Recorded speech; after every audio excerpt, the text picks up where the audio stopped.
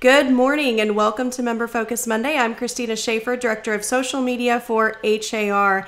And I have two guests with me this morning, and we're going to be talking all about Houston Restaurant Weeks 2022. I am joined this morning by Amy Ragan, the Chief Development Officer for the Houston Food Bank, and Eric Sandler, who is the Food Editor at CultureMap Houston. Welcome to the program.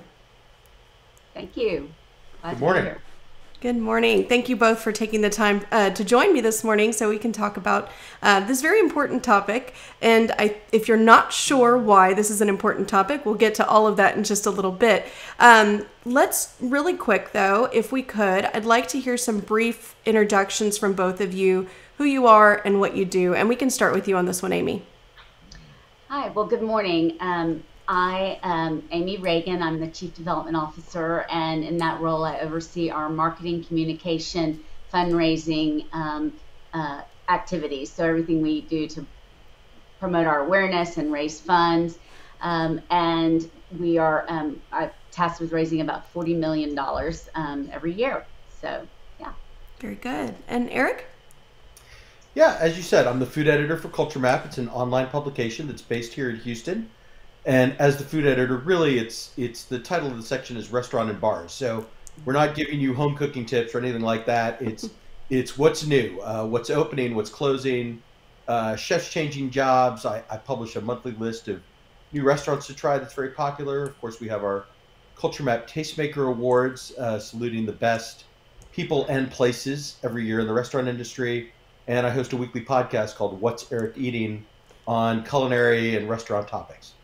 Very good. Well, again, thank you both for being here with me today. Eric, as a food editor, you're obviously very attuned to the food landscape in the Houston area. What changes or shifts have you seen over the last few years in the restaurant industry? Well, I mean, it's an exciting time. You know, really, if you think about kind of where we were 10 years ago is a long time, but that was a very 2012 was actually a very dynamic year for Houston restaurants, right? It's the year that Oxheart and Underbelly opened, and that both of those restaurants would go on to win James Beard Awards. The Passive Provisions opened. Those chefs had worked in New York, Cuchara even, kind of this next level authentic traditional Mexican food, joining Hugo, showing that this was a movement that would be really sustainable. So, a lot of things, and we've been sort of building on all of that ever since. And so, even in the last, 2 or 3 years, right, ever more we're seeing restaurant groups from other cities see opportunity in Houston, right? Whether that's from Dallas or New York or Los Angeles. I mean, I was up in the Woodlands last week for The Stand, which is basically like a modern diner. They have 12 locations around LA. Their first location outside of California is in the Woodlands. So a lot of, we're seen as a very exciting dining market. There's some data that suggests that Houstonians eat out as much or more than anybody else in the country. And so it's an exciting city to cover. And we'll continue to see that. If you think about, what's the hottest restaurant in Houston, it might be Blue and Aaron Bludorn worked for Daniel Boulou at New York at Cafe Boulou for 10 years. Fell in love with Victoria Pappas, right, of the famous Pappas Restaurants family. And rather than open a restaurant in New York, they saw opportunity in Houston. And of course, that's worked out incredibly well. And they'll open Navy Blue, a seafood restaurant in Rice Village. Fingers crossed for this year, but I'm going to say maybe early 2023. Okay, excellent. Thank you for that. So Amy, let's talk a little bit about some of the food insecurities in the Houston area. Tell us a little bit about what the numbers you're seeing, I guess, would be ideal. And then what does the Houston Food Bank do to help? Sure. So we serve, well, let me start over. There are 1.1 million people in our area who are food insecure.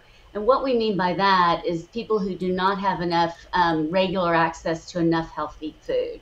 And so these are people that most of whom have jobs, sometimes 2 or 3 jobs, and things happen where, they get cut in hours or their car breaks down, utilities go up, and they have to choose. They have to make tough choices. Are they going to buy food or are they going to pay the rent? And so this is the struggle that we see, all the time, every year. And so what the Houston Food Bank does to help that is we secure large donations of both perishable and non-perishable food. It's basically surplus food that we turn around, we inventory, and then we distribute it out to, we have about 1,600 partners who we work with to distribute that food out to the neighbors in need. And so that's a very, just a glossed over view of what the Houston Food Bank does. We have child hunger programs that are focused on making sure children have enough food for the weekend so they can concentrate on school.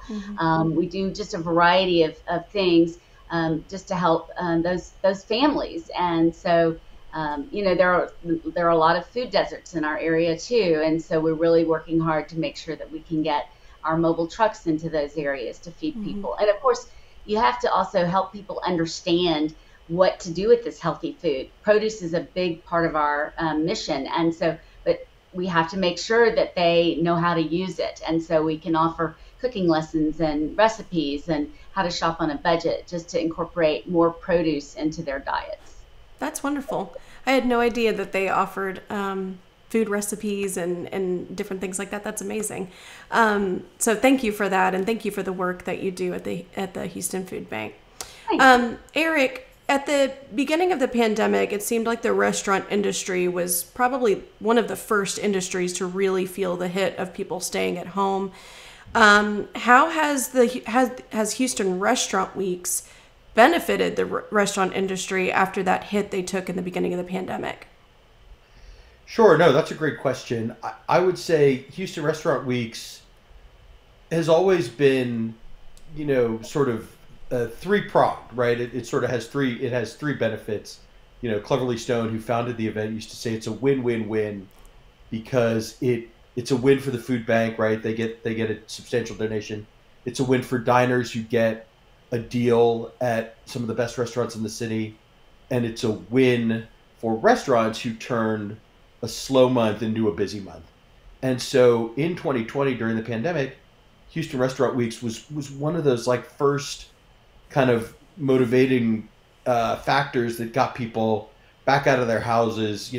Maybe they weren't ready to eat indoors yet, so they could sit on a patio somewhere, and yeah, it's a little sweaty, but at least you're supporting the food bank and you're getting out of the house and supporting these restaurants.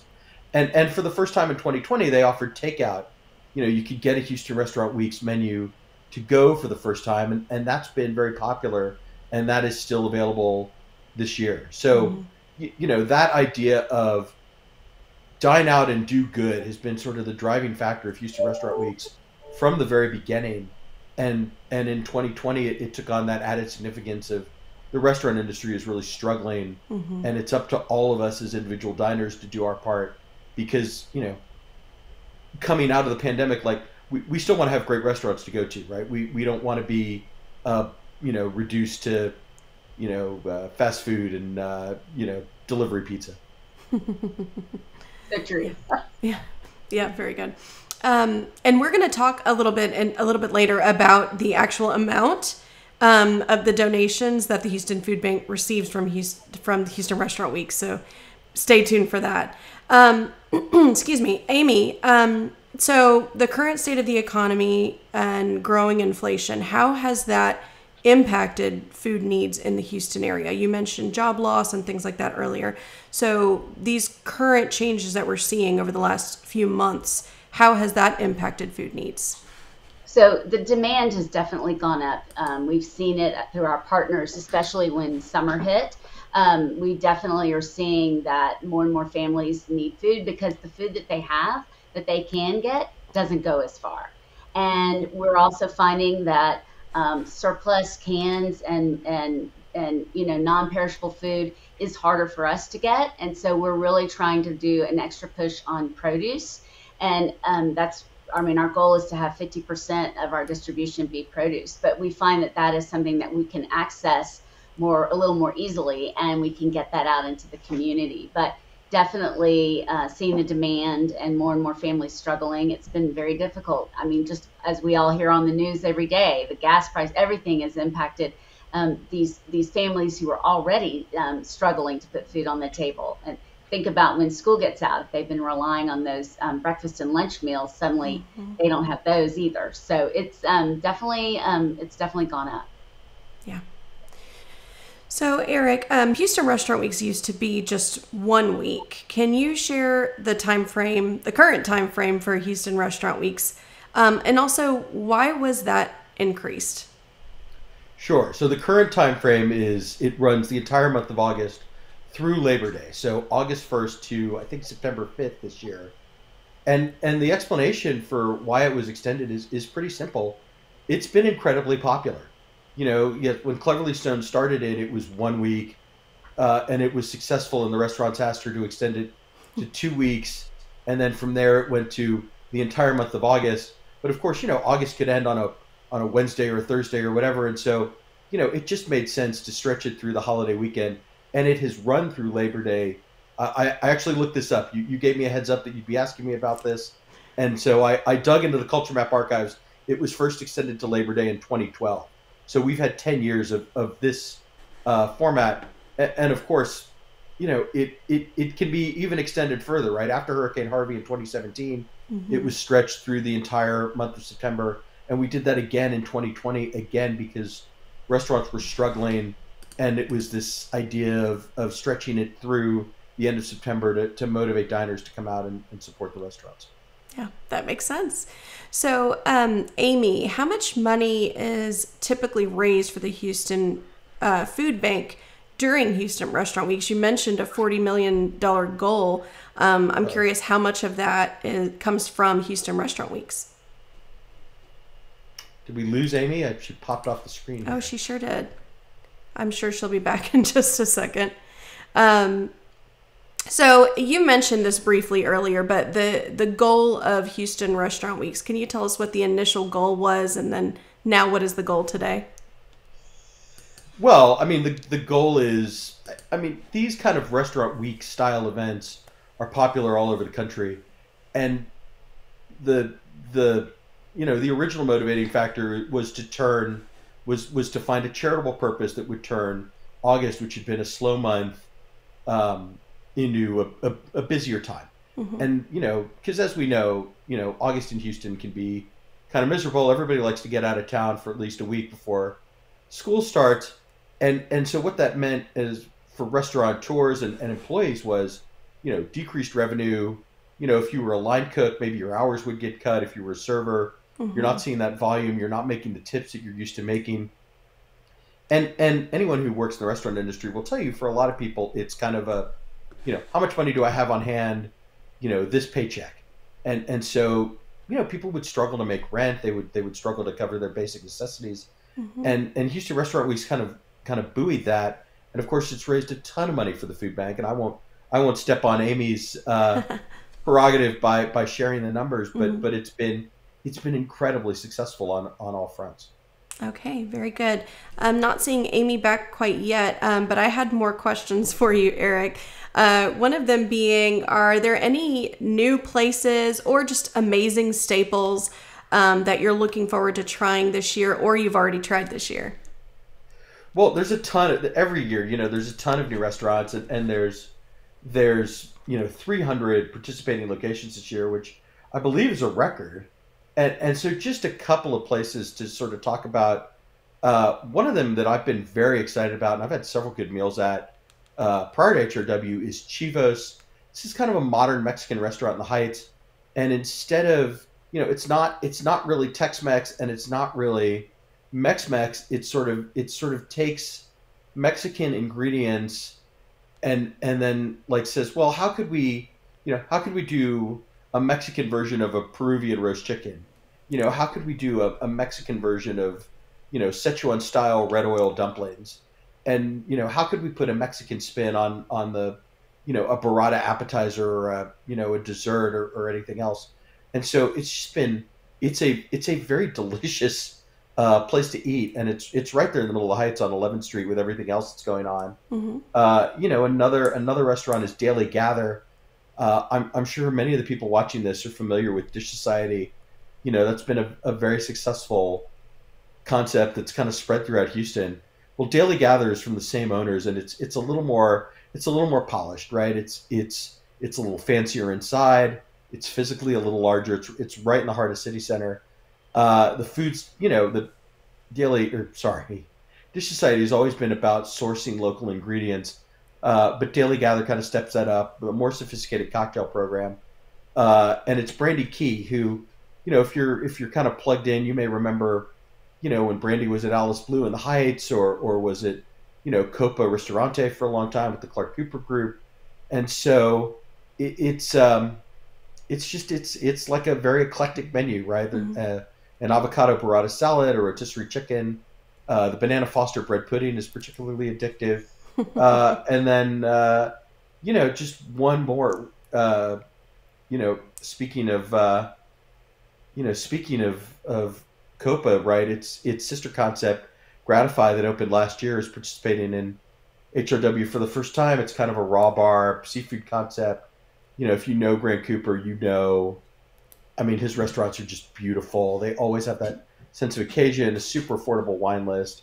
So, you can splurge. You can get pasta with truffles or pistachio crusted rainbow trout. They do a great filet au poivre. And then you wrap it all up with like a flourless chocolate cake or key lime pie. So those are just a few. I mean, with 300 locations, I mean, really, it covers every part of the city, and there's really something for every taste. I've noticed there's been a lot of expansion into the suburbs. It's not just inside of Houston. Is that intentional, trying to just spread it and make it larger and larger? Yeah, I think that's always been the goal, is to get, as many restaurants that can kind of hit that price point. And we haven't really talked about that yet, but these restaurants are charging $25 for a 2-course lunch or brunch, and then $39 or $55 for a 3 or 4-course lunch or dinner. So, obviously, a more casual restaurant like a burger place or something, pizzeria, not going to be a fit for that. But, these independently owned, more chef-driven kind of restaurants, that's probably a pretty good deal, especially that $39 price point, especially, with inflation and everything, and the increased cost of ingredients and labor that restaurants are dealing with. So, if you see those 30, I know Sin Chow, for example, off of Washington Avenue, was a James Beard Award nominee this year. They're at that $39 price point. I mean, that's a really accessible way to try really one of the most exciting restaurants in Houston. So, yeah. So the goal of getting out into the suburbs and getting as many restaurants involved has always been part of the program. And I would say that Katie Stone, who took over for her mother Cleverly, has really, that's been like a real focus for her, is broadening what kind of restaurants participate. Right, you're starting to see some options in Chinatown. There's more places in Katy this year. A few up in the Woodlands. It's exciting. Yeah, absolutely. I had a question come in for you from Jenny. She asked, would you say the average price of dining in restaurants has increased? Yeah, absolutely, I would. Yes, of course. Yes. And we're seeing that, as I said, restaurants are dealing with the same financial pressures that a lot of industries are dealing with. The cost of ingredients is up. The cost of labor is up. You used to be able to pay a line cook $10 or $12 an hour. I was talking to somebody recently, $17, $18, $19, even $20 an hour. And so, those costs have to be passed on. If the New York Times had a great article about this last week, in fact, that sort of broke down all the costs of different materials and labor and insurance, and even, it's a tight job market. So the cost of putting an ad up to find your next employee has increased dramatically. And so, yeah, all of these costs have to be passed on, or you'll find that restaurants are using, different ingredients, right? That scallop appetizer may go away, or may have 3 scallops instead of 4. And so now it's pork belly or quail or something that's less expensive. So, yeah, I mean, it's I think about, it used to be like a nice dinner for 2 would cost about $100. And now I really feel like it's anywhere from $150 to, $200 at good restaurants. And that's just, it's tough on the consumer side, but it's just the economic reality. Yeah. Jenny followed up saying that she's got to sell more houses to go out and dine. Yeah. Yeah. So I had a few more questions for both you and Amy. If we can't get Amy back, I might go back to you because I'm sure you know the amount that the Houston Restaurant Weeks raises. But I had a few more questions for you. One being a very hard-hitting question that was submitted to me from someone else ahead of time, and that is, what is the best burger in Houston, Eric? Is it the Bun B burger?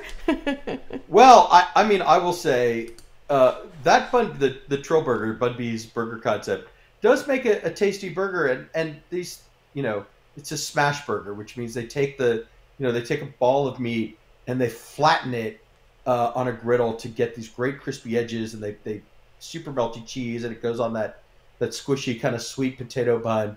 And it really is one of those, like, the whole is greater than the sum of its parts things. Mm-hmm. And that style of burger has become very popular around town. It's very trendy nationally. It is a delicious burger. It is not my personal favorite burger in Houston. And of course, they don't have a restaurant. So you're reliant on going to pop-ups and they had the first one in a few months yesterday. And there was a line, all the way wrapped around the block, because they did win this award from Good Morning America, and they got all this national attention. And so there's a lot of excitement. And of course, Bun B is such a dynamic figure in Houston, and people just love him. Mm-hmm. And so they want to support him and see what his burger is like. So, my favorite burger is one that I can get every day, right? Like I don't want to wait. I don't want to have to wait 2, 3, 4 months to eat my favorite burger. So my personal favorite is called the Cheeseburger in Paradise. It's at Brazil Cafe in Montrose.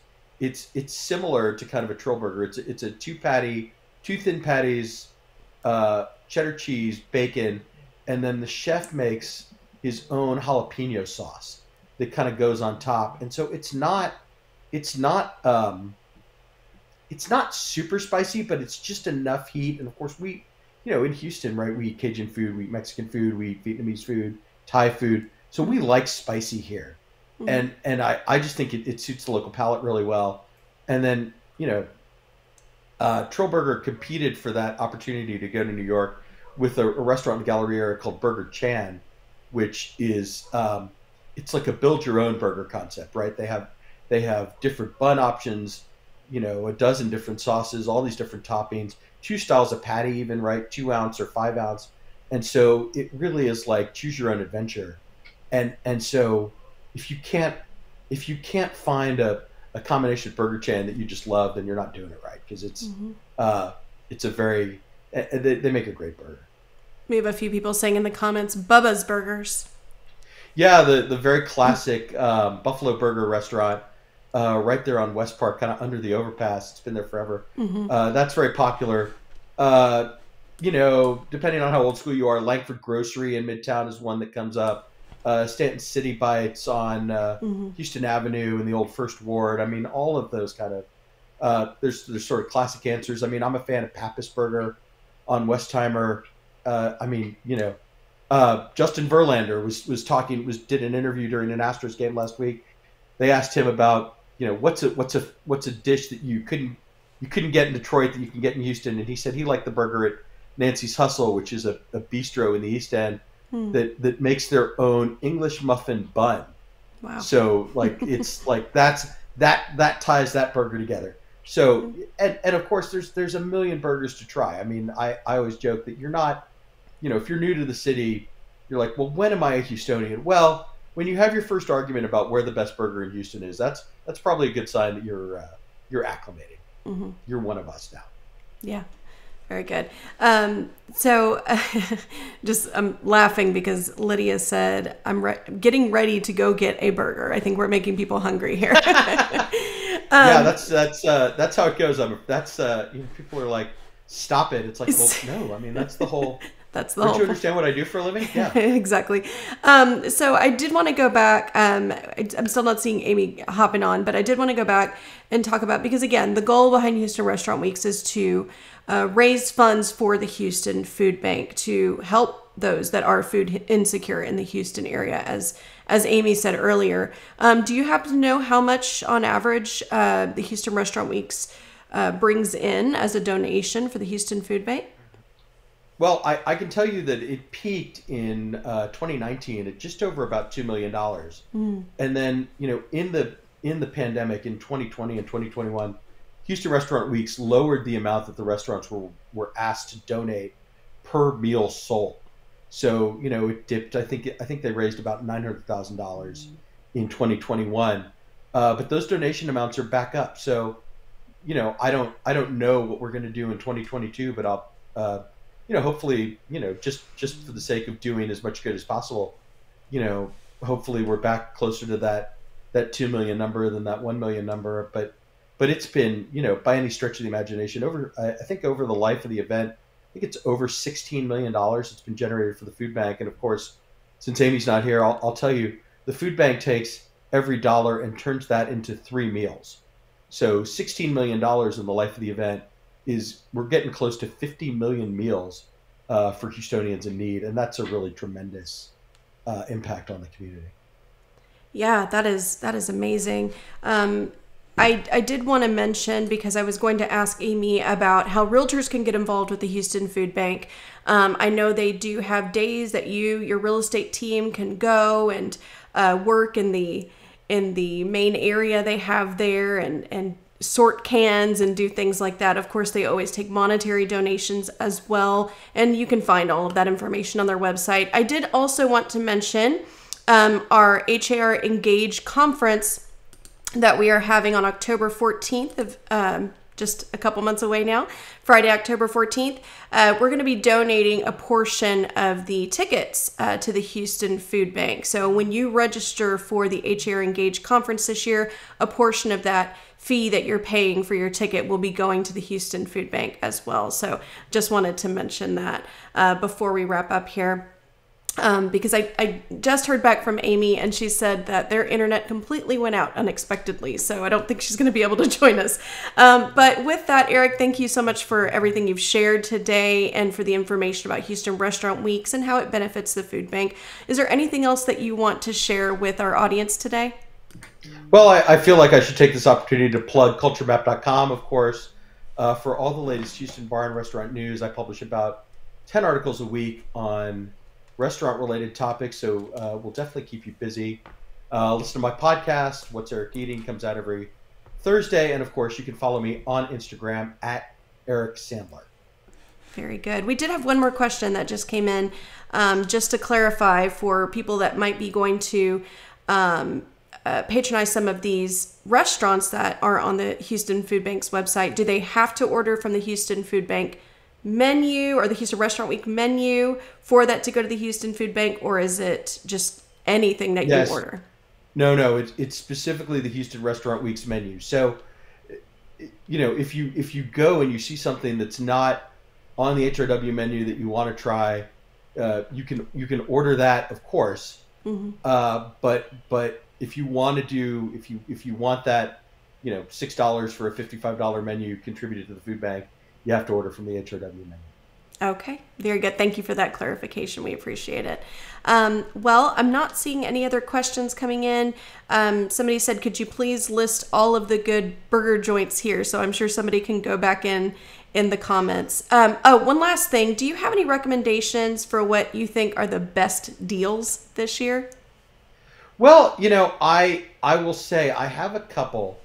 Wild Oats, which is Underbelly Hospitality's new restaurant in the Houston Farmers Market, which is Airline and 610. They're doing 4 courses for $55 instead of 3. So that caught my attention. I mentioned Daily Gather. They're also doing 4 courses. But one I want to mention is Craft Pita, which is a Mediterranean restaurant in Briar Grove. Their $55 menu is actually designed to feed 2. Wow. So you get 2 appetizers, you get a roast chicken, or he does beef patties, he does a couple other options, and dessert. And that's a pretty solid deal. That's a nice it's a fast casual restaurant. It's informal, it's very accessible. And Chef Rafi, the owner, just really couldn't be a nicer guy. So So go to Craft Pita and tell Rafi I said hi. Well, there you go. Oh, and one other, if you're out in Katy, Fat Eatery is doing it, and they're doing the $55 menu, 4 courses. But one of them is their dim sum. They do these shrimp dumplings, and they're putting the caviar on top, and they serve those at the CultureMap Tastemaker Awards earlier this year. They're very delicious. That is worth going. That is worth spending the money by itself. Yeah. Very good. Thank you. Just a couple comments that came in. Dan said, let's all go close many more deals so we can support Houston food banks and Houston restaurant weeks. John said that he's going to YouTube after this to go look up some smash recipes. And another question really quick, because you mentioned lunch and dinner. Are there any breakfast spots? So there are brunch spots on the weekend, but no, there are not. Breakfast is not a Houston Restaurant Weeks option, right? That weekday breakfast, that's a kind of a niche audience. That is not part of it. But brunch is on the weekend, so you can use that as an opportunity. Very good. Well, Eric, thank you again for your time today. This has been great. You've shared a lot of information and made a lot of us very hungry. So I think everybody who did not eat breakfast is probably going to go grab something to eat now. Well, I'm happy to help. Thanks for inviting me. Thank you so much. That is it for this Member Focus Monday. I do want to announce that next Monday we are going to have another Eric, a different Eric, on Eric Berger with Space City Weather. So a lot of you might be familiar with their Facebook posts, or you might follow them on Twitter. We are going to have Eric Berger on next Monday at 9 a.m. So be sure to tune in for that one. Thank you again, Eric. I appreciate your time. Have a good day. Have a great week, everyone. Bye-bye.